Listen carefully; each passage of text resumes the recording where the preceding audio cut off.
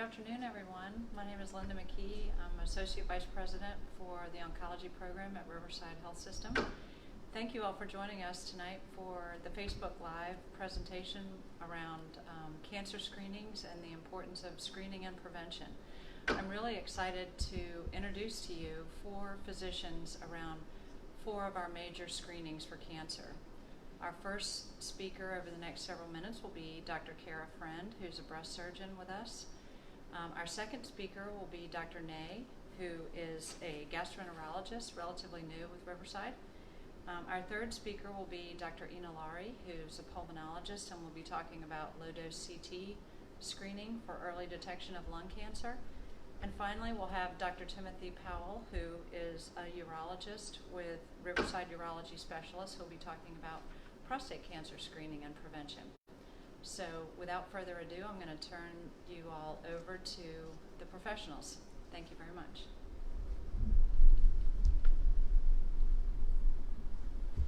Hi everyone, I'm Kara Friend, and I'm going to talk to you about the importance of mammography. So what we need to start with is, why does it matter? Approximately 1 in 8 women are going to be diagnosed with breast cancer during their lifetime.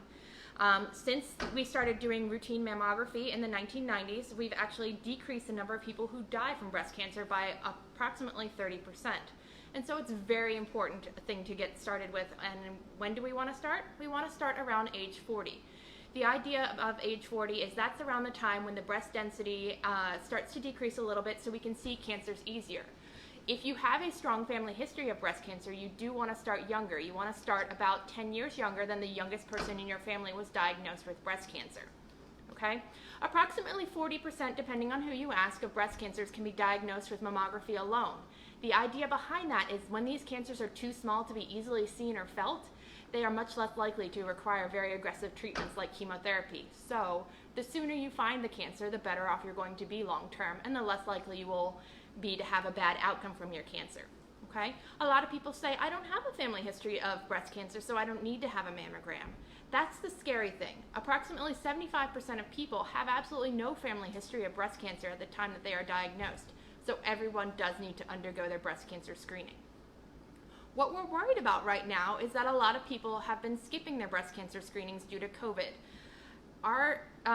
Some of the data suggests that there has been approximately a 51% decrease in the number of people undergoing screening mammography during COVID because they're concerned that they may catch the disease.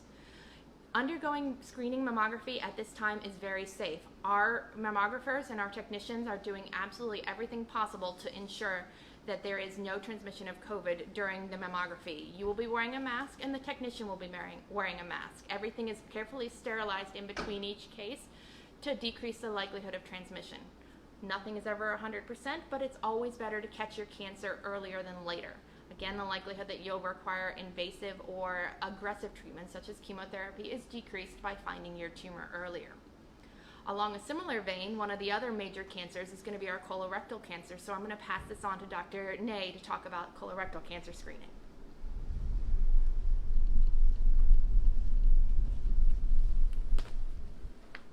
Hi there, I'm Michael Ney. I'm a gastroenterologist and hepatologist with Riverside, and I'm here to talk to you today about the importance of colon cancer screening, especially during the COVID pandemic.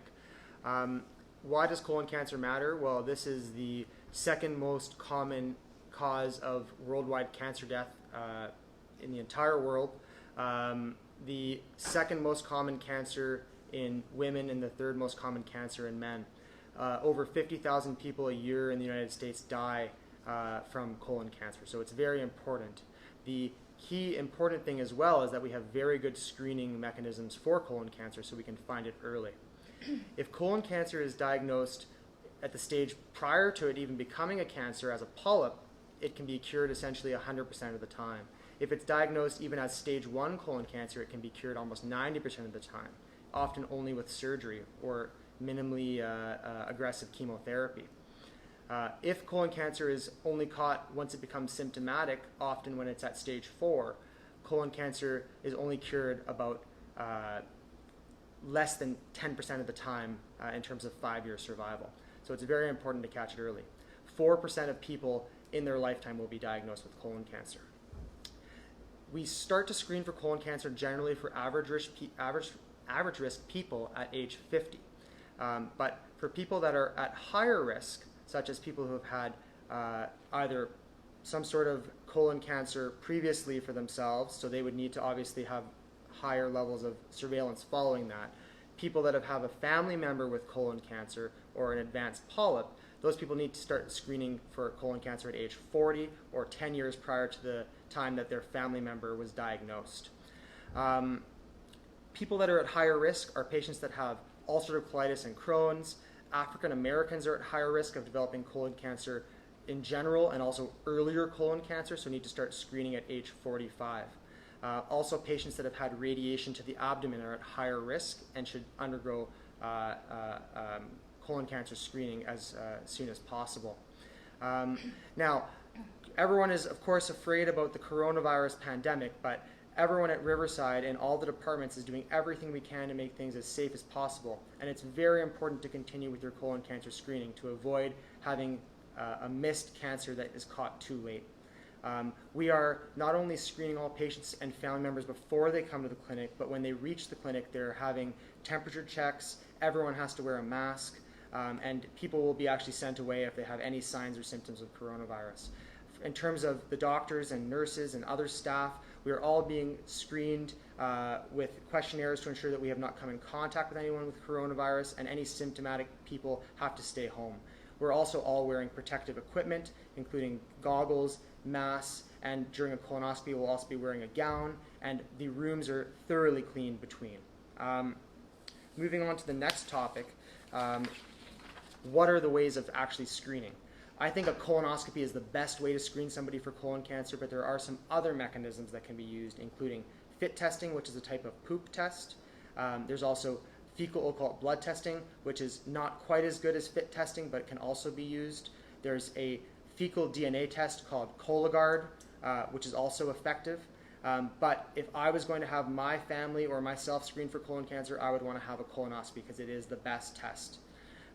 Finally, I'm just going to talk to you a little bit about what you can do to actually prevent colon cancer, aside from, of course, having your colonoscopy when you need it. Having a diet low in red meat, low in processed foods, especially processed meats, low in alcohol, losing weight and being a healthy weight, and exercising are the key things to help to prevent colon cancer. Aside from that, you just have to come for your colonoscopy. Next, we're going to move over to Dr. Anna Laurie about lung cancer.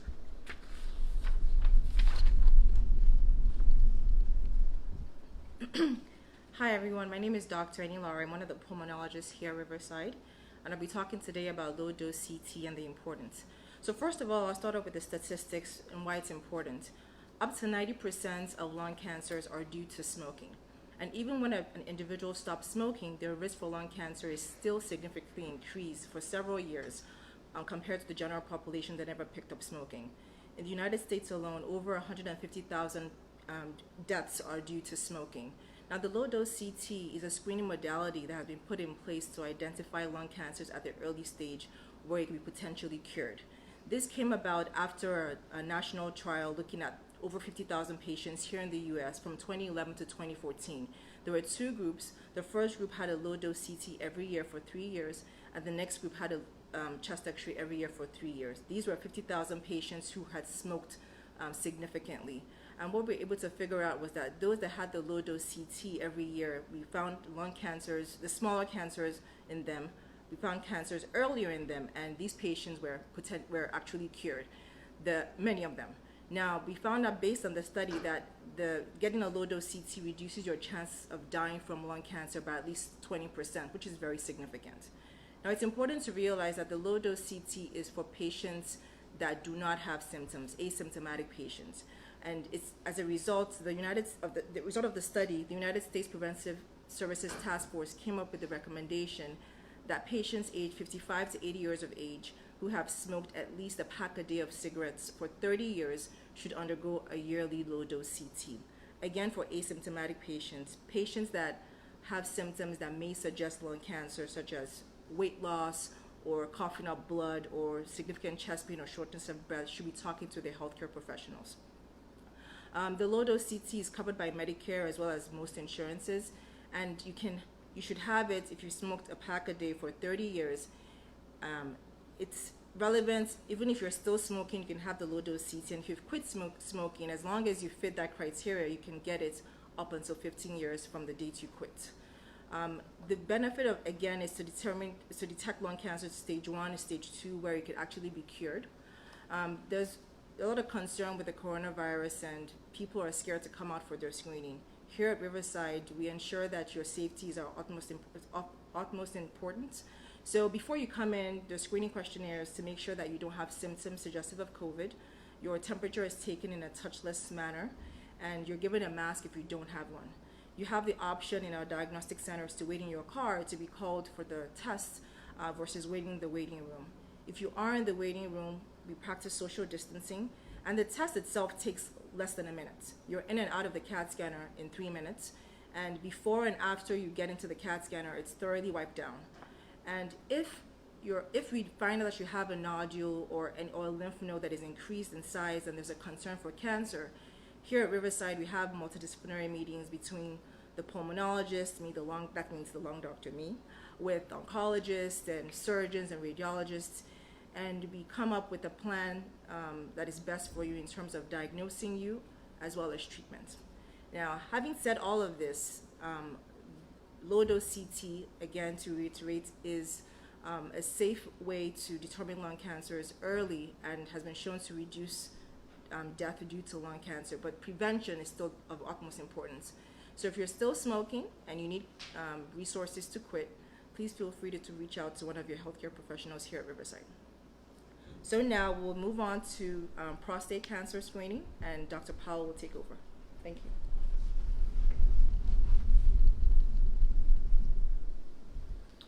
Thank you. My name is Timothy Powell, and I'm a board-certified urologist. Today I'll be talking about the importance of prostate cancer screening and early detection. So prostate cancer incidence is about 1 in 9 men overall. Most men are diagnosed, the majority over the age of 65. However, the importance of screening starts prior to that because we want to catch it early. We follow the American Urological Association guidelines for our screening for prostate cancer, and the general recommendation for that is for men between the age of 55 and 69 to be screened for prostate cancer. That's generally done with a test called the prostate-specific antigen test, commonly known as the PSA. So there are other risk factors that may make it more important for screening. One of the risk factors is if you're African American. Not only is there a higher incidence, but also African American men can be diagnosed with more commonly with more aggressive disease. And the other thing is if you have a positive family history. So generally, although screenings would be recommended for most men at age 55, for those with positive risk factors, we would lower that to around age 50. Some of the benefits of screening would be if you get a negative test, that can provide some relief. Also, if you have a test that is normal, you don't necessarily need to screen every year. You can screen every other year, perhaps. Prostate cancer generally is a slow-growing process in most cases. However, there are more advanced cases, and it's very important, especially for those that we catch them early. As far as prevention, general measures should include the same general lifestyle measures recommended for most other cancer preventions and overall good health. That includes maintaining a normal body weight, avoiding a high-fat diet, not smoking, avoiding alcohol, and those sorts of things. Obviously, those are things that we can change, and we recommend you do those. If you have one of those risk factors, that's not something that you can change. Now, for patients coming into our clinic, we understand the concern of COVID-19 currently. We do everything in a safe fashion. The providers all wear masks and goggles during the encounter, and we recommend our patients do the same. Okay, so again, we're here to serve you. We provide cancer screening for all of these various cancers, and prostate cancer is one of those that we feel is highly important. Now, I feel like we have some questions that may have come in. Absolutely. So, Dr. Powell, thank you so much. One of the questions that came in from Christy Perkins is, are these types of screenings covered by insurance? Yes, generally, this would be the type of screening that would be covered by most insurances. Most preventative care like this is. I personally haven't encountered a situation where a patient told me it was not covered. Okay, great. And then in those same lines, does someone have to see a primary care physician for a referral to come and see you for a screening, or how does that process work? So that probably depends on their insurance. So some insurance companies do require referral, which could be as simple as possibly a phone call to their primary care to make the referral, or they could get a referral when they see their primary care physician. However, there are some insurances that don't require a referral. You could do a self-referral. If that's the case for your insurance, then we'd be happy to see you and to do that screening. Also, I would say that prostate cancer screening is the type of thing that we want to be done widespread. So it's not just the specialists that have to do that. We encourage the primary cares to also engage with the prostate cancer screening. And it's not just the PSA test, that's a part of it. We also do a digital rectal exam as part of the screening, but both the PSA test can be easily ordered by your primary care, and the exam can be completed there as well.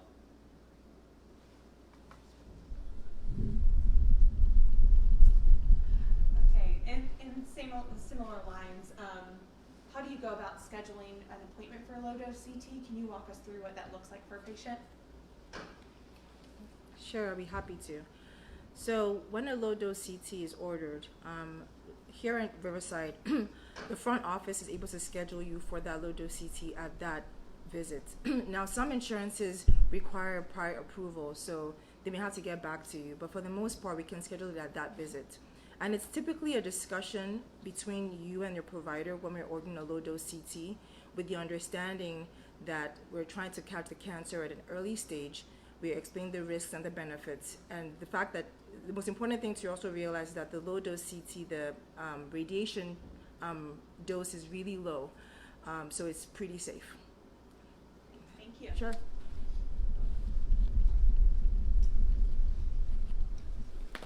Can you discuss a little bit about the preparations for a colonoscopy? There's a lot of questions. Okay. Yeah, so everyone's favorite topic, and I say no one really likes to come and see me in clinic, even though I think I'm pretty nice, but no one likes to come and see the gastroenterologist. But basically, the preparation for a colonoscopy is actually the worst part of the test. It's currently what we're using is Miralax that we mix into, which is a laxative that we mix into Gatorade, and basically patients are instructed to drink that along with lots of fluids. And throughout the day prior to the test and into the evening and early morning of the test, patients will be instructed to do that.